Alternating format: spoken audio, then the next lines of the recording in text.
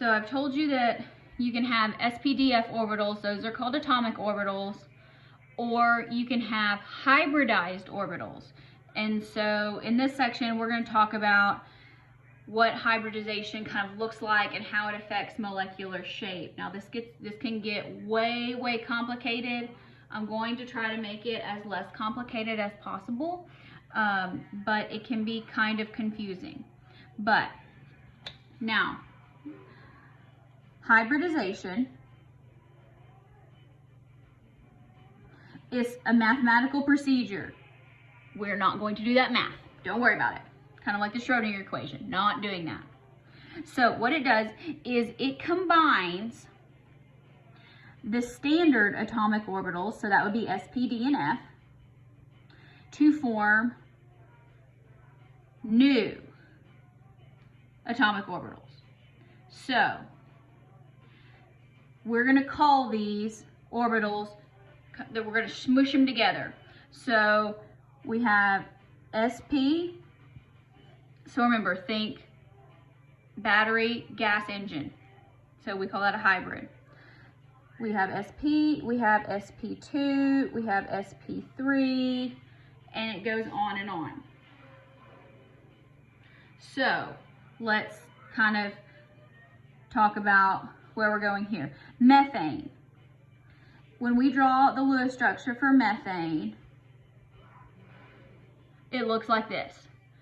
And so we're going to say, okay, so these hydrogen atoms, so our predicted structure without our hybridization, so just this that we're expecting, we expect these to be 90 degrees apart. However, what I have told you is your actual observed bond angle is going to make a pyramid. And so it's going to be 109.5. Again, I'm not going to ask you about the specifics of these degrees. You know, you just know that it makes a tetrahedron a pyramid. So this is a result of sp3 hybridization. So the hybridization of the carbon atomic orbitals. So carbon's in the middle. So its electron orbitals would be a 2s and a 2p. Now, what ends up happening is, so the one, this is not an energy level, this is a quantity. So in carbon's valence, it has an s and it has p's, right? So there's one s orbital and 3 p orbitals. So we're talking about boxes here. We're not talking about coefficients, okay? So it has an s and then it has p orbitals in its valence shell. So what these are actually going to do is these are going to blend together to form, how many boxes are there? 1, 2, 3, 4. 4 orbitals that all look the same. And so since they're made from 1s and 3 p's, we call them sp3 orbitals. So there's one s box and there's 3 p boxes. So that's why we call them sp3. And each one of these 4 boxes holds 1 electron, because remember, carbon has 4 electrons. So now we have 1, 2, 3, 4, and these are going to be sp3 orbitals, and each one of them holds 1 electron, and it's ready to form 1 bond. So each one of these can pair up with an electron from another molecule and be full. And then it's going to have 8, and it's going to be very happy. So what ends up happening is, if it has 4 electron groups, it has tetrahedral geometry, bond angles that are 109.5 between those hybrid orbitals. So the atom here we're talking about the central atom in this particular part of the structure. It's going to use its hybrid orbitals for all of its bonds and all of its lone pairs. So again, we talk about, when we say what is the hybridization, we're talking about around a central molecule, a central atom, around a central atom. So how do we make these? Guidelines for hybrid orbitals. The number of sp, d, and f orbitals equals your total number of hybrid orbitals.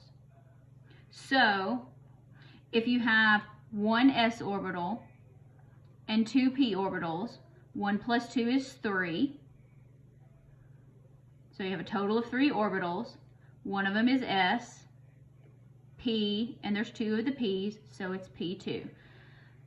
For some reason, students tend to make this way more complicated than it is. So 1s and 2p make 3 sp2s. So you add up how many you have, and then you smush it together. Now, the number and the type of standard orbitals combined determines the shape of the new hybrid orbital. We are not going to get into those shapes. It's a whole lot of 3D, and I feel like you kind of need like balloon animals in order to do that. But the reason that they do this is so they can get the lowest energy. So spread those electrons out as far as they can to get the lowest energy. And so that's where we get our shapes, and that's why we have things like T-shaped and seesaw and bent. So now let's also talk about what happens when we get into double and triple bonds. So when you have double bonds, you have a 1s orbital and you have 2p orbitals. So you have 3 sp2. So note that sp2 tells you that there is 1s and 2p orbitals that combine to form it. So that means you have 3 standard orbitals and they form 3 new orbitals. Turn the page. Now, this also is going to get very confusing. And here we go. Now, we're going to talk about something, these are how they overlap and what kind of bonds these are, because a single bond looks different than a double bond, not just in the fact that the electrons are shared, but how these orbitals overlap and how they're shared. So, when orbitals overlap in a fashion that is called side by side, we call that a pi bond, or the letter pi. Now, when orbitals overlap in a fashion that is end to end, we call that a sigma bond, and it looks like this. Okay, so what are we talking about? And when they overlap side by side, that's when you have these little balloons here. Oh, I drew it backwards. Okay, so you have these balloons. So they're going to overlap in 2 places.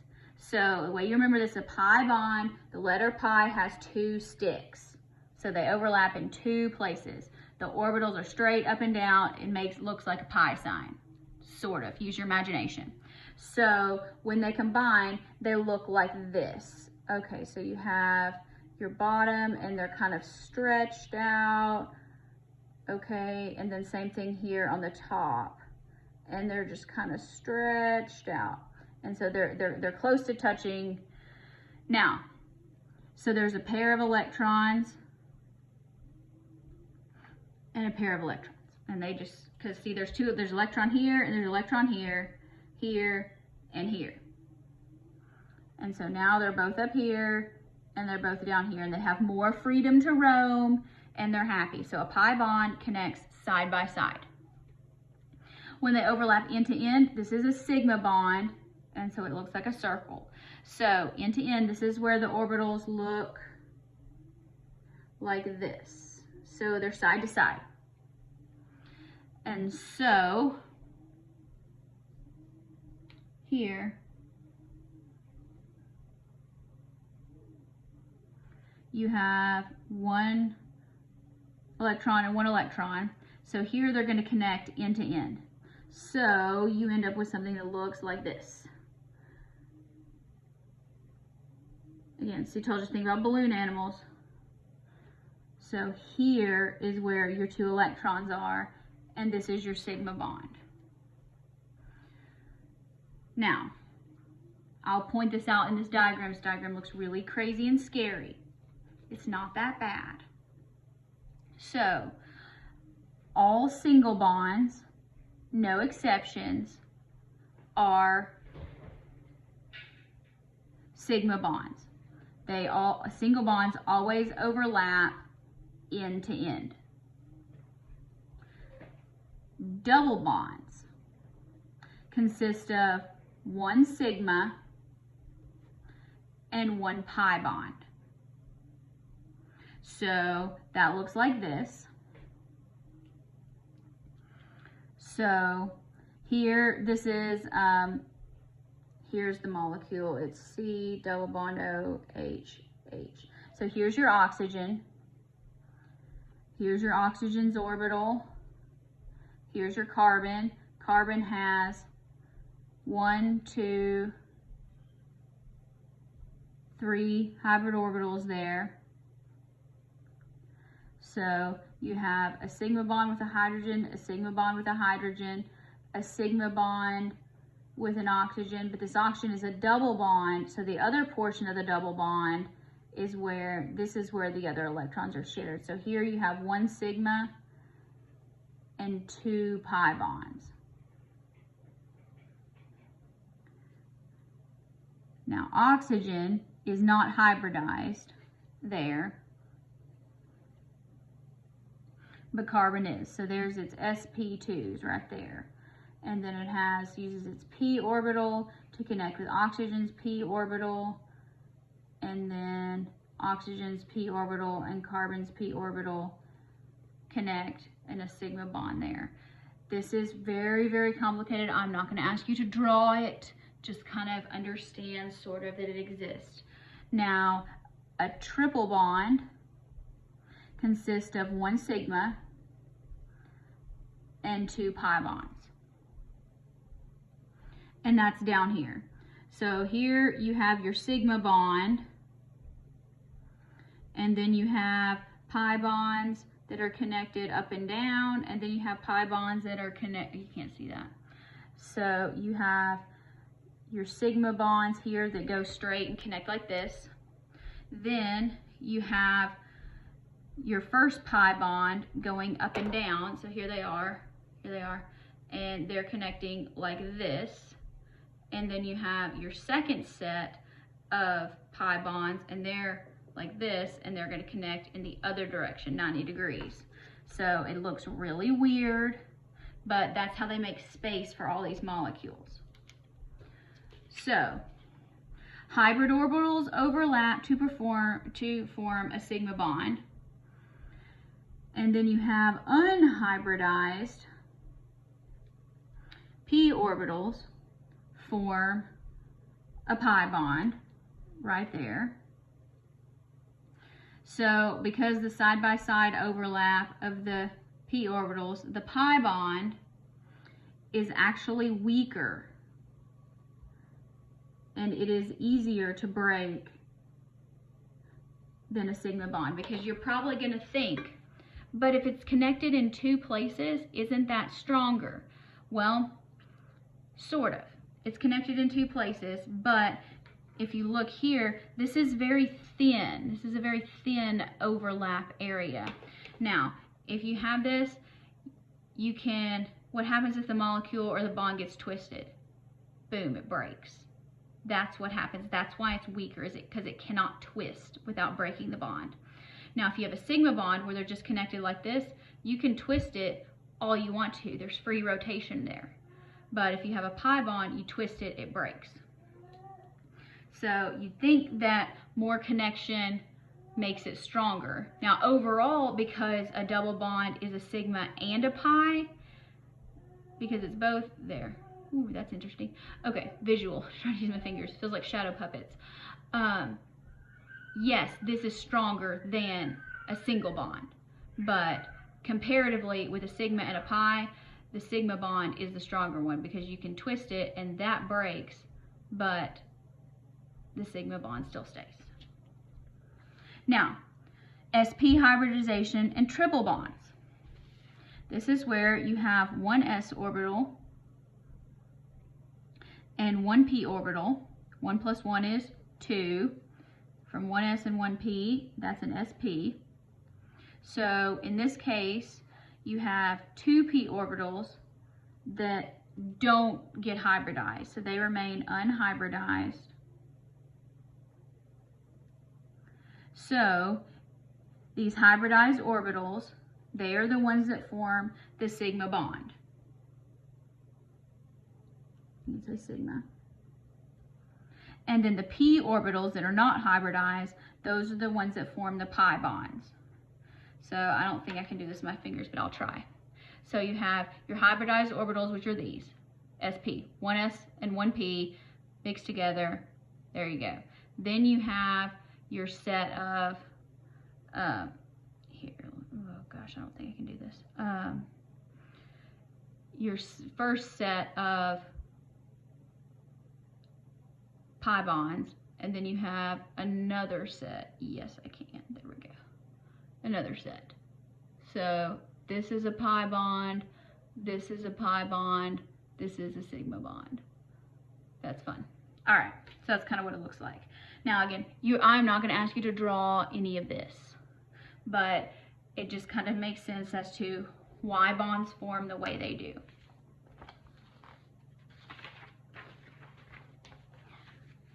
Now, things get really, really confusing here, and obviously I ran out of fingers, but they can get very, very confusing, but it gets bigger and, again, molecular shape and everything. So you can have, now remember when you have boxes, you have one S box, 3 p boxes. What happens when you need more than 4? Because can you have more than 4 electron groups on a central atom? Yes, you can. So when you need 5, where does the other one come from? Well, it comes from a d orbital. So when you have 5 electron groups, and notice this is 5 electron groups, you need 1 s, you need 3 p, and then you need one more, a d orbital. So we call that 1 plus 3 plus 1 is 5. And then we have S, P3, 1d. So 1s, 3p, 1d orbitals. So when it has 5 electron groups, it has trigonal, bipyramidal electron geometry. Now, the molecular shape that happens depends on lone pairs and such as well. Now, this is what happens when you have 6 electron groups.